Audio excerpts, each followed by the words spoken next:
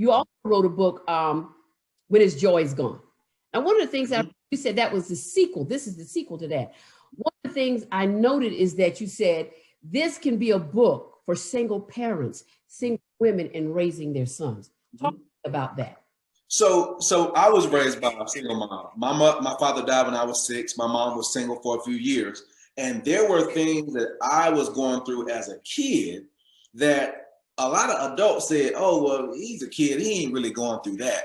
And so what I mean is depression and anxiety and all those things.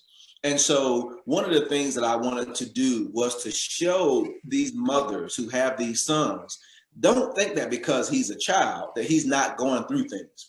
A lot of times we discredit or discount the things that kids go through because they're children, but we must understand that a lot of these kids who have these unresolved issues, they grow up as far as their body, but they're still stuck children inside of a grown person's body.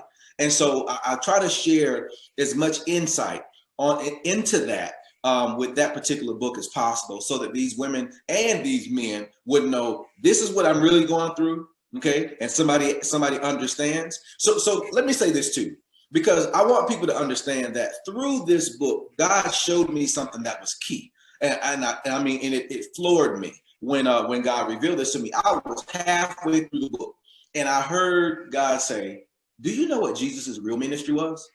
And I'm like, I'm in the middle of writing this book. Like, okay, how did this question just kind of fall on me? And what I heard was his true ministry was to come to earth to help us to understand that he understands what it is to be us, but he sees us beyond where we are. Good. That's good. That's good. And listen, when I heard this, it changed everything about me writing this book, because at first it came from a place where, okay, I'm going to write this because I've gone through a lot of this stuff and I want people to understand. And he says, but I want you to understand what Jesus's ministry was, so that as you're writing the rest of it, you can come from that same perspective. And I mean, it changed everything for me.